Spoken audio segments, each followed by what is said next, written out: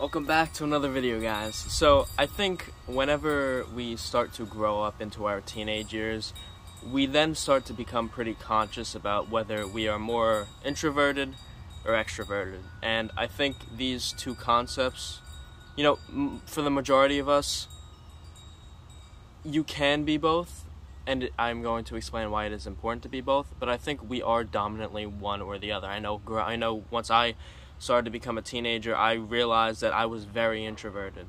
I had friends, but I didn't spend much time hanging out with them. I really wasn't good at meeting new people. In fact, I was very socially anxious to go up and talk to a girl or talk to any human being that I didn't know already.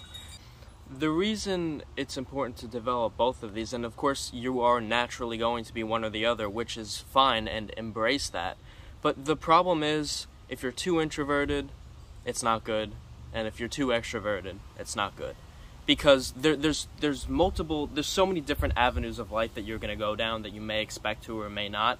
There's going to be times where you're going to be alone for a certain period of time, and there's going to be a certain period of time where you might be forced to be around people, right? And if you're only one or the other, one of those situations is going to be very uncomfortable. And so being able to develop yourself to be both of these is absolutely crucial for any success in your life at all. Because, like me, I used to be, and still am, more naturally introverted. But, I developed the skills so that I can talk to people. So if I remained just introverted, whenever I would be forced in a situation where, maybe I only know one person at the event I'm at, and they're going out and talking to other people, I don't want to sit there and just sit in the corner and not talk to anyone, because that's how I used to be, and that sucks. You don't want to sit there in a room full of people and feel alone and just like, where you can be naturally introverted, but if you can build up the confidence to just say, hey, I'm going to go and try and meet someone, and meeting these different people is a great experience, meeting new people. And then on the flip side, if you're too extroverted, when there's times in your life that, you're working alone more than you would have expected to, or whatever, you might feel a lot more lonely and like, oh, well, I want to be around people. And you can have that desire to naturally be better around people. But the point is, if you're only extroverted, you will lose. If you're only introverted, you will lose, because both of these areas will allow you to live a flourishing and incredibly developed life. Imagine you're at a party and you are more introverted, and so when there's a lot of people there, you're not really going to enjoy that. You're going to be like, oh, I just want to be to myself. And then on the flip side, if you're more extroverted, you're going, and so before I go to that, when you're introverted, when the party ends, and you'll feel relieved, like, all right, now I'm finally by myself again. And then if you're extroverted, you're gonna be around all these people, you're gonna be a social butterfly talking to everyone, and when the party ends, you're gonna be like, damn, I'm alone now. But see, the key is, if you are introverted and extroverted, you can enjoy both of those times. You can enjoy the party and meeting a bunch of people, and you can also enjoy being alone after the party, right? And so your life becomes better when you can develop and become both of these. And there's also an aspect of one of my best friends, for example. He's very close with his father, and one thing that he would always tell me about is how his dad would tell him that if you're confident, you will win in life, and if you're shy, you'll lose. And this isn't true for every single aspect of life, but dominantly it is. We live in a society, and there's businesses all around, and people trying to sell you this, and you're interacting with people on a daily basis at the job you work at, or wherever you go in life. When you go shopping, you have to talk to a cashier, or nowadays you don't have to, but you get my point.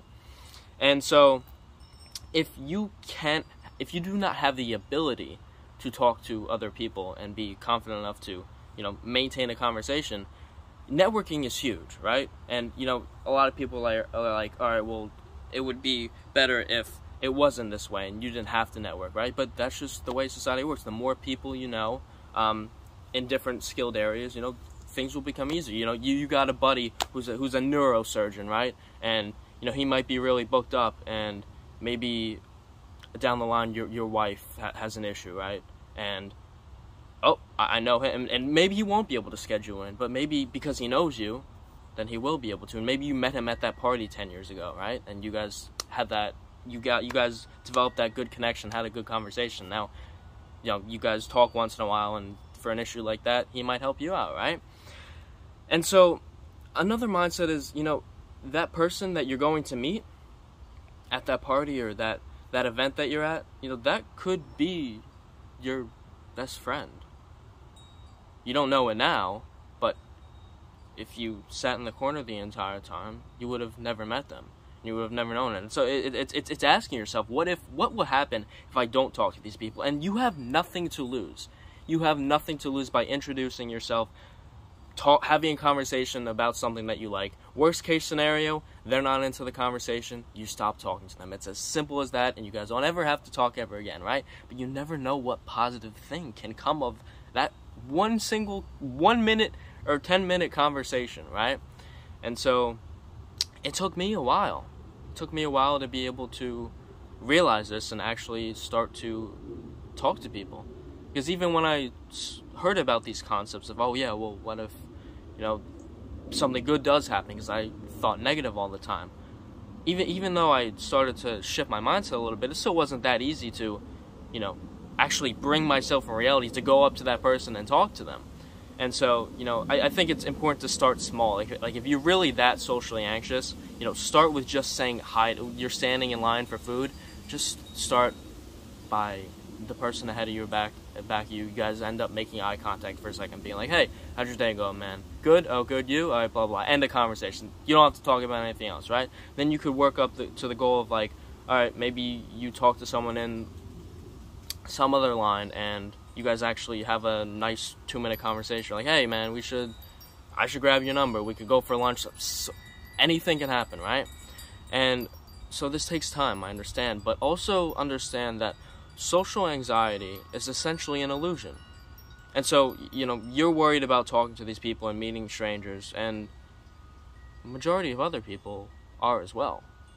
I know a lot of people, and I'm sure you do too, of people that just, are socially anxious, and it's not easy for them to talk to new people. And most people don't even like, even if people are not a social butterfly, because they can really talk to anyone, and it's good to develop yourself closer to that point. But most people aren't even comfortable meeting strangers in the first place. They don't want to talk to people they don't know. But the avenues open up so much when you talk to people you don't know. And so you're worried about, this person I'm going to talk to, what if I stutter? What if I say something wrong? They don't want the conversation to go bad. If you're in an interaction with someone, everyone wants it to go smoothly. Nobody wants you to mess up or be socially anxious, and chances are they're socially anxious too. So remember that next time that you are in a conversation and you're so scared about what they're thinking and about what you're saying, there's really nothing bad that can come of putting yourself out there. And developing yourself to become introverted and extroverted is absolutely essential for a positive life. And so, I'm living proof of that. I used to be super introverted. And once, I have my own podcast now. I love speaking to people with different ideas, different opinions, different minds, and connecting with others. Because even if you are more on the introverted side, as humans, we desire connection with people. So, thanks for tuning in. I'll catch you guys in the next one.